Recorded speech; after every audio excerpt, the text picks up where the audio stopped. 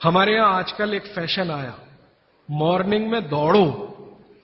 दौड़ना नहीं है, चलना है।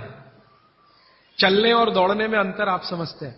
दौड़ने में ऊर्जा बहुत शरीर की, गर्मी बहुत शरीर की बढ़ेगी और वात को बढ़ाएगी। वात बढ़ेगा तो ये घुटने बहुत जल्दी आपके थकेंगे। आप देख लो, जितने हिंदुस्तान के रनर है ना, रनर 100 मीटर दौड़ने वाले, 200 मीटर, 35 साल के बाद किसी के घुटने काम नहीं करते, सब बैठ गए। मिल्खा सिंह को मैं मिला हूं, वो कहते हैं यार उस समय जो मैं दौड़ गया ना, अब पता चल रहा है कि उसका क्या असर। परमानेंट डैमेज हो गए हैं दोनों नी जॉइंट्स मिल्खा सिंह के। तो भारत दौड़ने वाला देश नहीं है।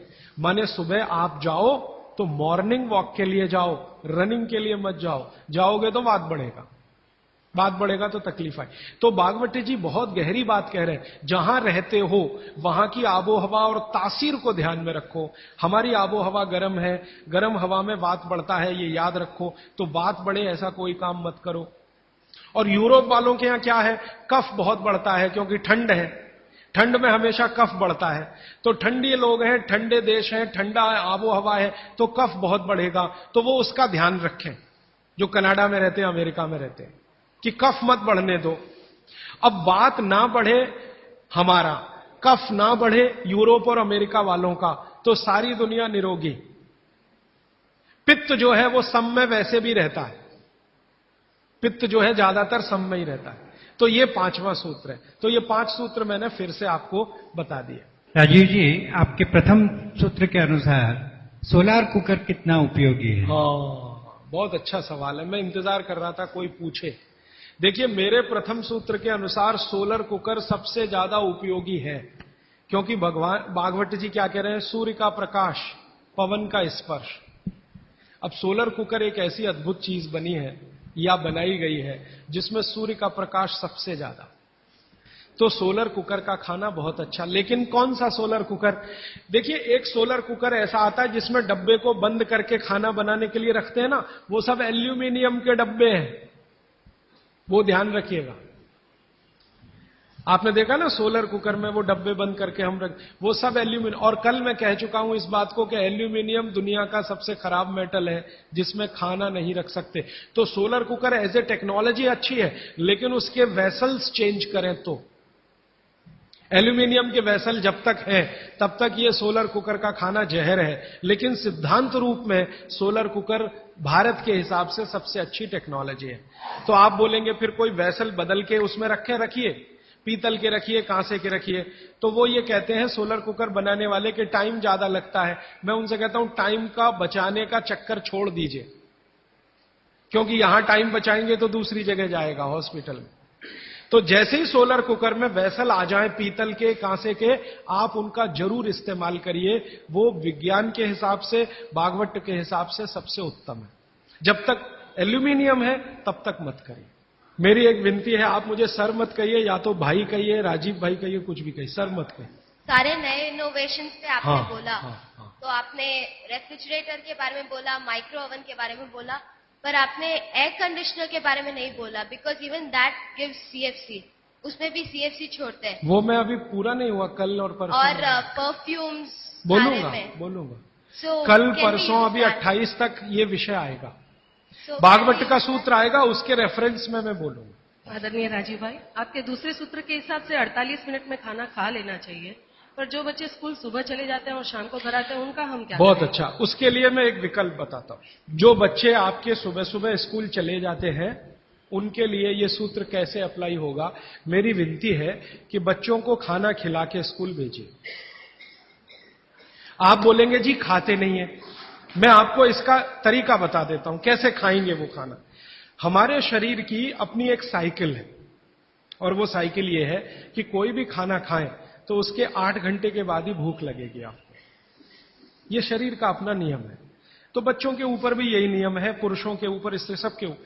तो साइकिल शरीर की यह है कि खाने के 8 घंटे के बाद ही भूख लगेगी। तो एक रात पहले का खाना उनको उस समय खिला दीजिए कि सुबह तक 8 घंटे पूरे हो जाए। माने अगले दिन शाम को ही खाना खिला दीजिए, रात को मत खिलाइए। शाम को 6 बजे तक अगर आपने खाना खिला दिया, 6 बजे तक, तो 8-9 बजे तक सोने की नींद उनको आई जाएगी, क्योंकि 1.5 घंटे के बाद जैसे ही खाना पच के रस में बदलता है, बॉडी का ब्लड प्रेशर अपने आप बढ़ना शुरू कर देता है, और ब्लड प्रेशर बढ़े तो नींद आनी ही है, रुक नहीं पाएंगे आप। तो शाम का खाना 6 बजे उनको खिला दीजिए, 8 बजे तक नींद आ जाएगी, और 6 बजे से 8 घंटा गिनेंगे तो सवेरे 4-5 बजे तक वो पूरा हो जाएगा। तो 4-5 बजे के आसपास जब वो सोकर उठेंगे तो इतनी तेज भूख लगी होगी कि आप रोटी दाल चावल खिला दो, वो खा के चले जाएंगे। आपको थोड़ा बदल ये करना है कि रात को हम बच्चों को 10 बजे खाना खिला रहे हैं या 11 बजे खिला रहे हैं, उसके 2 घंटे के बाद रस बन रहा है तो 1 बज जाएगा। 3-4 बजे तक आधा खाना पचा, आधा नहीं पचा, सवेरे उठने पर भूख लगेगी कैसे? तो आप शाम का खाना जल्दी खाने लगिए, माने सब लोग जैनी हो जाइए। हां, परोक्ष रूप से मैं ये कहता हूं कि जैन धर्म आप पालन करें, वो महत्व का है, धारण करें वो महत्व का है, उतना नहीं है। आप आचार्य श्री को वंदन करें, बहुत अच्छा, नहीं करें तो शाम का खाना तो 6 बजे खा लें, तो आप आचार्य श्री के वंदन से भी बड़ा काम करेंगे। वो आचार्य श्री भी यही कहते हैं, शाम का खाना जल्दी खाओ। तो आप थोड़े जैनी हो जाइए, आपका भी खाना नहीं है बहुत अच्छा है, लेकिन रात का बंद कर दीजिए। बच्चों को रात का खाना बिल्कुल बंद कर दीजिए। मैं आपको विनम्रता पूर्वक कह रहा हूं, इसको मैं कल या परसों बहुत विस्तार से समझाऊंगा, पूछ लिया आज आपने इसलिए कह रहा हूं, रात का खाना बिल्कुल बंद कर दीजिए।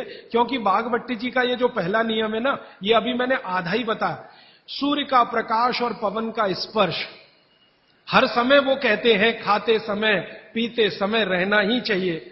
अब 6 बजे के बाद तो सूर्य प्रकाश रह नहीं सकता, और आप जानते हैं सूर्य प्रकाश का सबसे बड़ा परिणाम है विटामिन डी का निर्माण। सूर्य प्रकाश में ही विटामिन डी बनता है।